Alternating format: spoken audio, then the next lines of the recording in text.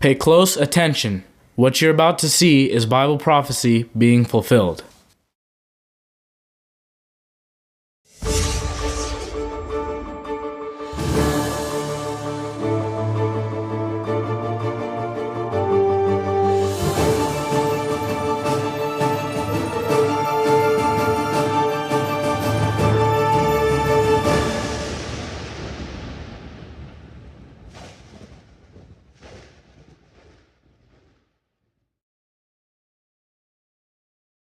Welcome to YPN News, bringing you the news that relates to Bible prophecy and foretold by Yahweh's last day's witness, Yeshua Hawkins.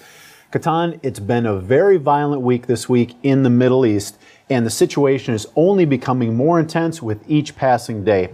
Now, on Wednesday, the already unstable situation turned more violent when the Israeli army assassinated Ahmed Jabari, a Hamas senior military leader, and his son through an Israeli-led airstrike.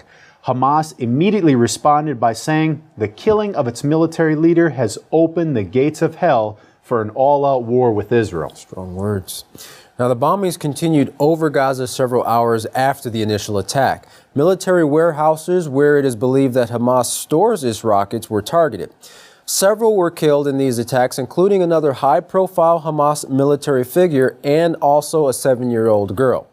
Many more were injured in this first wave of bombings. Israel said they were targeting not just Hamas, but other militant groups in Gaza, including Islamic Jihad. Hamas did not take these attacks lightly. Along with some strong words, they began firing rockets into the southern part of Israel. Some of the statements released by Hamas included, "There will be repercussions for these attacks. The gates of hell have been opened, and Israeli Prime Minister Netanyahu will regret this operation." The Israeli Defense Forces announced the name of this operation as Pillar of Defense. Some reservists have been called up inside the Israeli army, and a press release said that Israel is ready for ground operations if need be. The Palestinian-Israeli situation has not been this intense since the CAST-led operation in 2008 and 2009. Now, throughout the following day, the Israeli Air Force struck Gaza, but Hamas militants kept firing rockets back at Israel. Warning sirens sent Israeli civilians scurrying for shelters, and the government ordered everyone within 25 miles of the Gaza border to stay at home. The Hamas rockets are relatively small, but Hamas is thought to have as many as 10,000 of them. Of the hundreds of rockets fired into southern Israel, most of them were intercepted by a sophisticated Israeli anti-missile system dubbed Iron Dome, but of course some of the missiles did get through. An Israeli family of 3 was killed when one struck their apartment building 20 miles from Gaza. Israeli Prime Minister Benjamin Netanyahu said Israel won't tolerate any more. "I hope that Hamas and the other terror organizations in Gaza got the message," he said. "If not, Israel is prepared to take whatever action is necessary to defend our people." Now, Israeli ground troops were mounting along the Gaza border, and as nightfall came, Tel Aviv was practically deserted as people were taking these warning signs very, very seriously. Not everyone agrees with Israel's offensive against Gaza. Mr. Gershon Baskin, an Israeli peace activist, says Hamas military leader Ahmed Jabari was murdered amid talks of a long-term truce with Israel. Mr. Baskin, along with his Hamas counterpart, had been working on a revised draft to a permanent truce agreement that was initially drafted 8 months earlier. Now, at that time, it had been presented to the Israeli side, Hamas, Egyptian intelligence, and the United Nations for deliberation, but no agreement was reached at that time. Upon finishing the revised version of the truce agreement, Baskin's Hamas counterpart was planning to present it to leaders of Hamas on Wednesday, including Ahmed Jabari himself. From there, it would have been passed on to Mr. Baskins to present to the Israelis and Egyptian intelligence, who were anticipating its arrival. However, the death of Jabari put an immediate stop to any peace agreement. Now, when asked why Mr. Baskin thought Israel approved the assassination of Ahmed Jabari, he went on to say that the Israeli security believes making a truce with Hamas could make them stronger, and this would empower Hamas and its leaders, who have committed themselves to Israel's destruction. There are people who believe that what we need to do is systematically weaken Hamas so that they will fall out of power. And there are those who believe that we need to create deterrence strong enough so that Hamas won't attack Israel. Mr. Baskins continued, I believe personally that we've tried everything. We've assassinated leaders. We've assassinated military commanders. We have put on an economic siege. We have bombed them. We did cast lead, which was the operation we spoke about earlier. We've tried everything except a dialogue, except an attempt to reach an understanding with mechanisms for verification and for compliance with the involvement of the Egyptian military intelligence. I think it had a chance to work, but now we'll have to postpone it for some time. And lastly, Mr. Baskin was asked what he thought Israel was hoping to achieve. He responded, they say that the stated aim is to create deterrence. But how do you determine when you've created enough deterrence? Is it when you've killed enough people, or is it when you've destroyed enough infrastructure or destroyed enough buildings?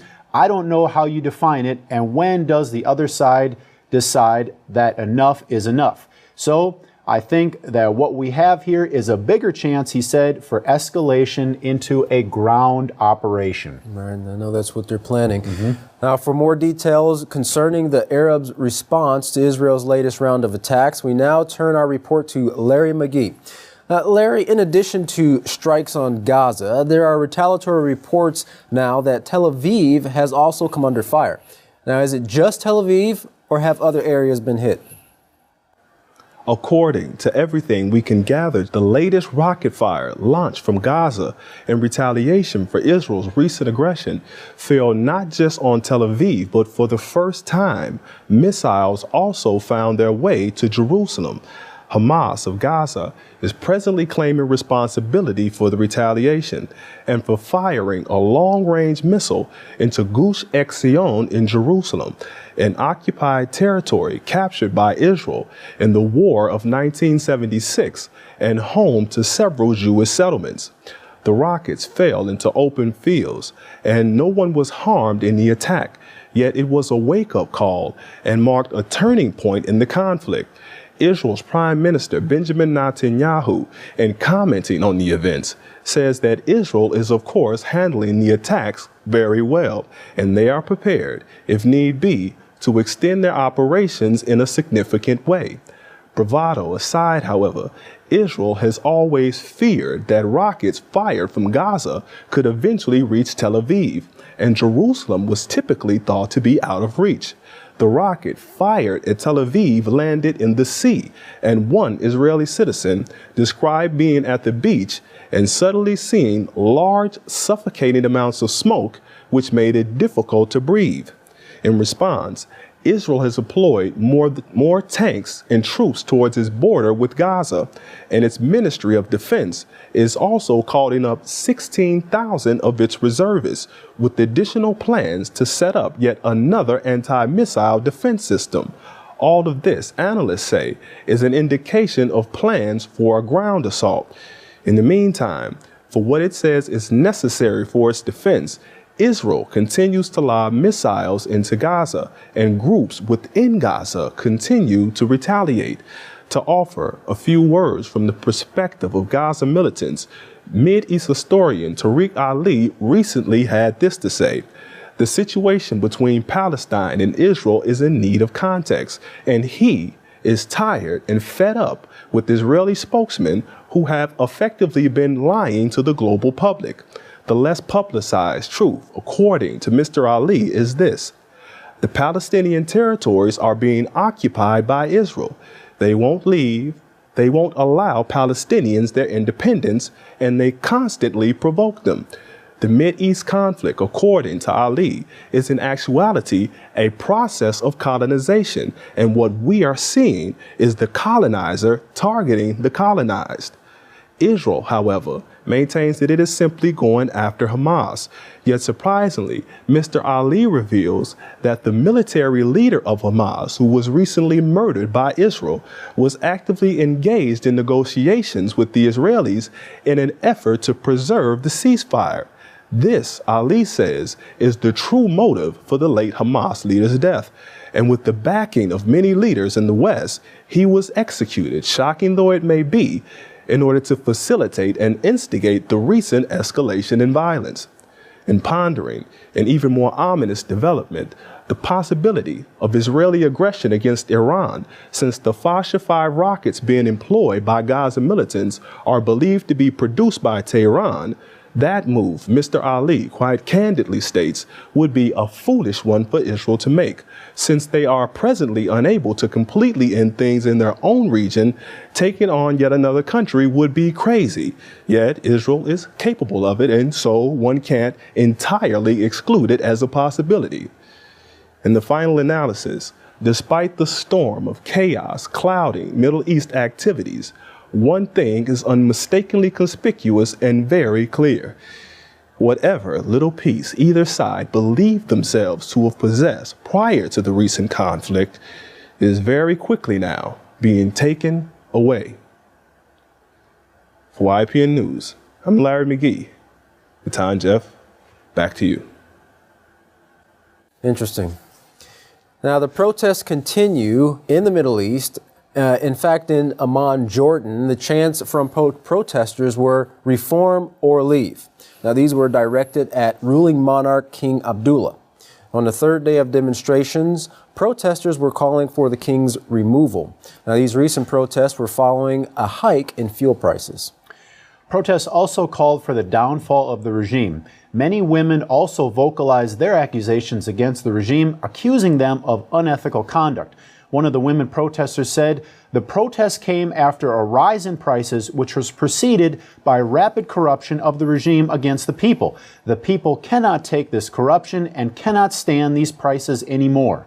The country's largest opposition group, the Muslim Brotherhood, called for people to take to the streets, but top officials have chosen not to join the rally. Now, Jordan's 50-year-old king has ruled the country since 1999. A bit north to the European continent, some say it's set to be an unprecedented day of action. In Athens, Greece, people protested against measures they said affect their livelihood. While the IMF and the EU debate whether Greece will receive its next payment, the people remind the government that they are the ones paying. Tuesday, 2,000 civilian servants took to the streets saying that their wages have been cut 40%. Others say that wages have been taken back to the times of 50 years ago. Now, with over 1 million unemployed, people are saying things are doing nothing but getting worse and worse. In Lisbon, Portugal, rising taxes and unemployment have made social unrest the norm. Pedro Barroso, a protester, said the social awareness is noticeable, and this year we've had more demonstrations than in the last 20 years. More will take to the streets as concerns grow over the rising poverty. Now, over a little bit to Madrid in Spain, their second general strike in a year, with unemployment up 25% and cuts from education and health. Yet, despite the social unrest and rise in suicides, the government is sticking to its plans. Prime Minister Rajoy said, "I said that I would lower taxes, but I'm raising them. I haven't changed my criteria, but circumstances have changed and I must adapt to them." In Rome, Italy, they're coming face to face with fiscal responsibility. On Monday, 3,000 students vented their anger at Chancellor Merkel's visit. Youth unemployment is near a whopping 35% here. One student said, "We are students and our future is at stake and we need to do something. If we don't do something," they said, "who will?" Now back to the U.S. On November 14, 2012, President Obama held his first press conference since his recent re-election. Now, several of the topics on the agenda were the economy, improving the job market of the middle class, addressing taxes, and dealing with the deficit, which is to set by the end of the year. Of course, this is this fiscal cliff that we've been hearing about. Of course, this is a deadline that's also been set by both parties. The president said that there's only one way to solve these problems, and that's to work together. He said that he's open to compromise and new ideas. In regards to U.S. Ambassador to the UN, Susan Rice, concerning the Benghazi attacks, the president defended her conduct that was questioned by several U.S. senators. Now, also concerning climate change, when questioned as to what the president's plans were to tackle the issue on climate change, his answer: we can't attribute any weather event to climate change. But what we do know is that the temperature is increasing faster than what it was predicted 10 years ago. In fact, even the Arctic ice is melting faster than it was predicted 5 years ago. He continued, I'm a firm believer climate change is real, that it is impacted by human behavior and carbon emissions, and as a consequence, we owe it to future generations to do something about it. Yeah. Well, in case you're wondering as to the answers for a lot of these problems, or all these problems that we're facing, don't forget to contact the House of Yahweh for the latest prophetic words and newsletters. You can contact the House of Yahweh at the House of Yahweh, P.O. Box 2498, Abilene, Texas 79604. Or you can call at 1-800-613-9494. For any calls outside the United States, please call the number on your screen. Well, Jeff, the nations are crying out for help. The quartet is scrambling to get things in order. The firmament is basically collapsing under the burden that mankind has created, and no one has any answers. Well, Yisrael Hawkins in the House of Yahweh does have the answers.